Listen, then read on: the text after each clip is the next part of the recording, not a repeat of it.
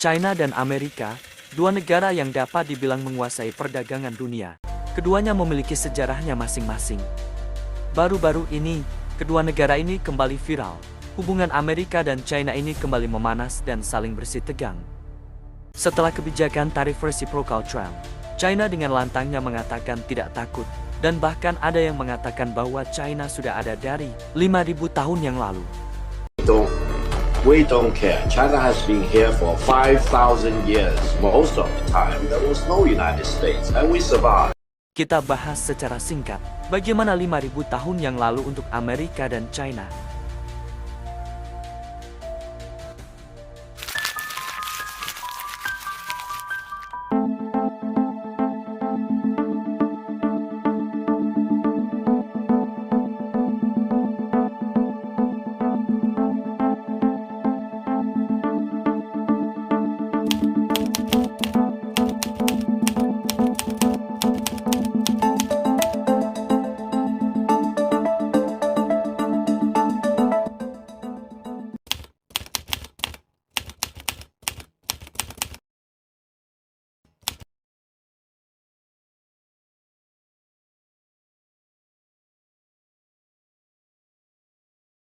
Benua Amerika sudah dihuni ribuan tahun sebelum Columbus datang. Penduduk asli Amerika seperti suku Maya, Aztec, Inca, Iroquois, Apache, dan lainnya sudah punya budaya, bahasa, dan sistem sosial sendiri. Bahkan peradaban seperti Maya dan Inca sangat maju dalam arsitektur, astronomi, hingga pertanian. Mereka hidup dalam harmoni dengan alam, memiliki budaya, spiritualitas, dan sistem pemerintahan yang mapan. Namun, semua berubah ketika tanah mereka mulai dianggap sebagai milik dunia baru oleh bangsa Eropa. Tahun 1492, Christopher Columbus tiba di kawasan Karibia, di mana bukan daratan Amerika Serikat. Dia pikir dia menemukan jalur ke India. Makanya pada waktu itu penduduk asli disebut Indian oleh orang Eropa. Setelah penemuan ini, dimulailah kolonisasi besar-besaran oleh bangsa Eropa seperti Spanyol, Inggris, Prancis, Portugis. Ini yang membuat Amerika masuk dalam peta dunia versi Eropa, dan akhirnya muncul negara-negara modern di wilayah tersebut. Sejak awal kolonisasi, relasi antara penduduk asli dan pendatang Eropa diwarnai oleh ketegangan. Meski awalnya beberapa suku mencoba menjalin hubungan damai, sayangnya, upaya damai itu perlahan terkikis oleh keserakahan, kebijakan terstruktur dan tipu muslihat yang dirancang untuk mengusir mereka dari tanah leluhur mereka. Perjanjian-perjanjian sepihak dibuat, banyak diantaranya dengan manipulasi atau paksaan yang perlahan menggerus wilayah adat mereka. Tanah demi tanah dicaplok, dan ketika penduduk asli melawan, mereka dicap sebagai pengacau atau liar, sehingga menjadi sasaran pembalasan militer.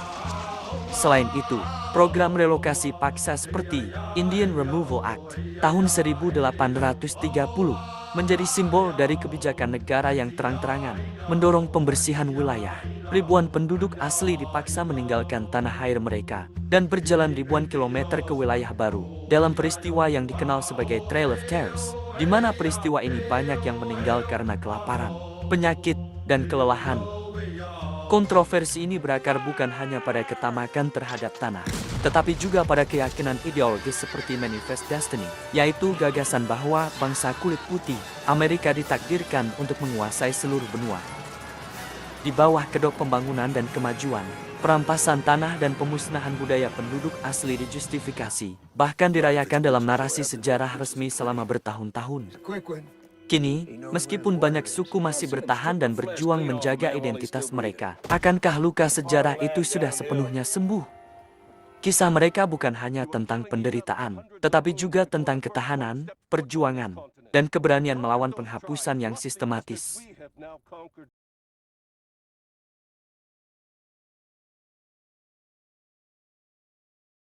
Sejak awal tahun 1600-an, Inggris mulai mendirikan koloni di Amerika Utara. Inggris mulai mendirikan koloni-koloni dan terus bertambah di Amerika Utara pada awal abad ke-17. Dimulai dengan pendirian Jamestown di Virginia pada tahun 1607. Seiring waktu, terbentuklah 13 koloni Inggris di sepanjang pantai timur Amerika yang berkembang menjadi wilayah yang makmur dengan sistem ekonomi berbasis pertanian, perdagangan, dan produksi lokal. Meski secara politik dan hukum mereka berada di bawah kekuasaan kerajaan Inggris, koloni-koloni ini memiliki pemerintahan lokal dan mulai merasa memiliki identitas sendiri. Hingga akhirnya koloni mulai merasa diperlakukan tidak adil, karena mereka dikenai pajak tanpa memiliki perwakilan di parlemen Inggris. Dan ini yang akhirnya melahirkan semboyan populer mereka. Masalah mulai muncul ketika Inggris, setelah berperang mahal melawan Prancis, dalam perang 7 tahun, yaitu pada tahun 1756 sampai 1763, karena berusaha menutupi biaya perang, hingga akhirnya mengatasinya dengan mengenakan berbagai pajak baru kepada koloni. Pemerintah Inggris merasa wajar membebankan sebagian biaya kepada koloni, karena mereka menganggap perang itu juga melindungi wilayah koloni dari ancaman Prancis dan sekutunya. Namun, dari sudut pandang para kolonis, pajak-pajak ini, seperti Sugar Act tahun 1764 dan Stamp Act 1765, dikenakan secara sepihak tanpa mereka memiliki wakil di parlemen Inggris. Ketidakadilan ini melahirkan perasaan frustrasi dan penolakan yang meluas di kalangan penduduk koloni. Mereka bukan hanya merasa dieksploitasi secara ekonomi, tetapi juga diabaikan secara politik. Protes demi protes pun bermunculan, baik dalam bentuk boikot terhadap barang-barang Inggris maupun aksi massa. Kontroversi memuncak dalam peristiwa Boston Tea Party pada tahun 1773 saat sekelompok kolonis membuang teh Inggris ke pelabuhan sebagai bentuk protes. Tindakan ini dibalas Inggris dengan kebijakan keras yang justru semakin memicu kemarahan dan ketegangan. Akhirnya memuncak pada Perang Revolusi. Koloni mulai membentuk milisi dan mempersiapkan perlawanan deklarasi kemerdekaan. Dan pada tahun 1776, para pemimpin koloni menyatakan kemerdekaannya dari Inggris, menandai kelahiran Amerika Serikat. I'm dreaming.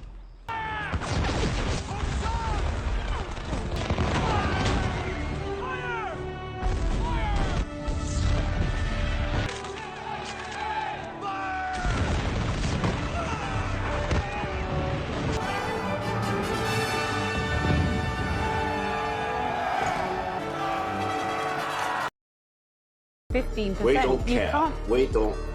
We don't care. China has been here for 5,000 years. Most of the time, there was no United States. And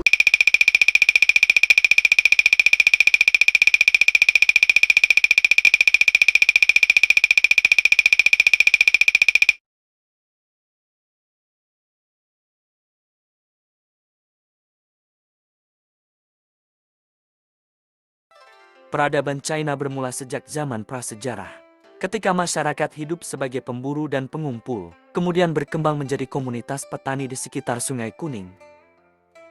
Budaya Yang Shao dan Longshan menunjukkan tanda-tanda awal kehidupan menetap dan sudah menggunakan teknologi pertanian. Sekitar tahun 2100 sebelum Masehi, menurut catatan kuno, berdirilah dinasti Xia sebagai dinasti pertama, meskipun keberadaannya masih diperdebatkan secara arkeologis. Setelah itu, dinasti Shang pada tahun 1600 sampai 1046 muncul dengan bukti kuat berupa peninggalan arkeologis seperti tulisan orakel dan peralatan perunggu. Kemudian, dinasti Zhou pada tahun 1046 sampai 256 memperkenalkan konsep mandat dari langit yang menjadi dasar legitimasi kekuasaan raja. Pada masa ini pula, lahir filsuf-filsuf besar seperti Confucius dan Laozi yang memberikan pengaruh mendalam terhadap budaya dan etika masyarakat China. China disatukan pertama kali oleh Kaisar Qin Shi Huang pada tahun 221 sebelum Masehi di bawah dinasti Qin. Ia melakukan standarisasi tulisan, ukuran, dan mata uang, serta memulai pembangunan awal tembok besar China. Setelahnya, ada dinasti Han pada tahun 206 sebelum Masehi sampai 220 Masehi, membawa kemajuan besar di bidang ilmu pengetahuan, perdagangan melalui jalur sutra, serta masuknya agama Buddha ke China. Masa berikutnya ditandai oleh perpecahan dan konflik, seperti pada zaman tiga kerajaan, yaitu tiga kerajaan Wei, Shu, dan Wu, yang penuh konflik. Namun China kembali bangkit pada masa dinasti Tang pada tahun 618 sampai 907 yang disebut sebagai masa keemasan budaya dan sastra. Dinasti Song pada tahun 960 sampai 1279. Kemudian melanjutkan kejayaan tersebut dengan pencapaian teknologi tinggi seperti pencetakan, kompas, dan bubuk mesiu. Pada abad ke-13, China ditaklukkan oleh bangsa Mongol dan diperintah oleh dinasti Yuan pada tahun 1279 sampai 1368 di bawah Kubilai Khan. Setelah masa ini, dinasti Ming pada tahun 1368 sampai dengan 1644 memulihkan kekuasaan etnis Han dan memperkuat identitas nasional, ditandai dengan pembangunan kota terlarang dan ekspedisi laut oleh Laksamana Zhang He. Dinasti Qing pada tahun 1644 sampai 912 yang berasal dari bangsa Manchu memperluas wilayah kekuasaan, tetapi menghadapi tekanan dari kekuatan barat dan pemberontakan dalam negeri yang mengarah pada kejatuhannya. Revolusi pada tahun 1911 mengakhiri sistem kekaisaran dan melahirkan Republik China di bawah pimpinan Sun Yat-sen. Namun, masa republik diwarnai oleh konflik internal, perang saudara antara kaum nasionalis dan komunis, serta pendudukan Jepang selama Perang Dunia II. Akhirnya, pada tahun 1449, Partai Komunis China yang dipimpin Mao Zedong mendirikan Republik Rakyat China setelah mengalahkan kaum nasionalis. Di bawah Mao Zedong, China mengalami transformasi besar, termasuk lompatan jauh ke depan dan revolusi kebudayaan, meskipun membawa dampak buruk bagi rakyat. Setelah kematian Mao Zedong, Deng Xiaoping memulai reformasi ekonomi pada akhir 1970-an, yang membawa China menuju pertumbuhan pesat dan modernisasi.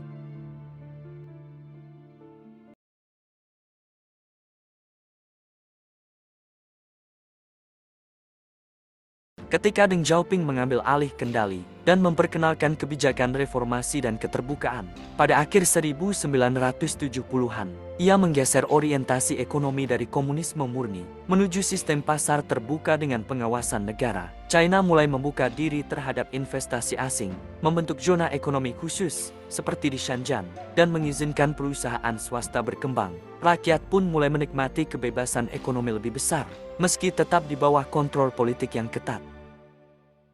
Transformasi ini membawa hasil dramatis. Dalam beberapa dekade, ratusan juta orang berhasil keluar dari kemiskinan, dan China mengalami pertumbuhan ekonomi 2 digit secara konsisten. Industri manufaktur berkembang pesat, menjadikan China sebagai pabrik dunia. Infrastruktur dibangun besar-besaran, jalan tol, kereta cepat, pelabuhan, dan kota-kota modern menjamur di seluruh negeri. Kemajuan teknologi juga menjadi penanda penting era baru ini, di mana perusahaan-perusahaan seperti Huawei, Tencent, dan Alibaba menjelma menjadi raksasa global. Di bawah kepemimpinan penerusnya, termasuk Xi Jinping, China semakin menunjukkan ambisinya sebagai kekuatan global. Xi Jinping memperkenalkan inisiatif seperti Belt and Road untuk memperluas pengaruh ekonomi dan geopolitik China ke berbagai belahan dunia. Meski menghadapi tantangan seperti ketegangan dagang dengan Amerika Serikat, isu HAM, dan perlambatan ekonomi, posisi China tetap kokoh sebagai salah satu negara terpenting di dunia. Kebangkitan China bukan hanya tentang ekonomi, tetapi juga tentang bagaimana bangsa ini berhasil bangkit dari penderitaan kolonialisme, perang saudara, dan kekacauan internal, untuk kemudian bangkit sebagai simbol tekad, perencanaan jangka panjang, dan transformasi besar dalam sejarah umat manusia.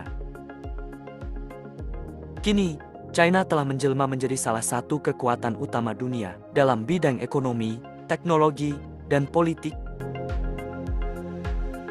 China bangkit bukan karena tanpa tantangan. Dunia menyaksikan kebangkitannya dengan rasa kagum sekaligus waspada. Dalam era globalisasi yang saling terhubung dan saling curiga, China harus menyeimbangkan ambisinya dengan tanggung jawab, menjaga tradisinya tanpa menolak perubahan, dan tetap setia pada rakyatnya meski menghadapi badai dari luar dan dalam. Tapi inilah kekuatan terbesar bangsa China, daya lentur untuk berubah, kekuatan untuk bertahan, dan tekad untuk menentukan takdirnya sendiri. Dan kini, naga itu terus terbang, menghadapi badai global, persaingan dagang, perubahan iklim, dan geopolitik yang rumit. Kebangkitan China bukanlah keajaiban semalam, Tapi perjalanan panjang yang dipenuhi luka, pelajaran, dan keberanian. Bukan hanya tentang angka ekonomi, tapi tentang rakyat yang bertahan, pemimpin yang bermimpi, dan negeri tua yang menolak untuk tenggelam.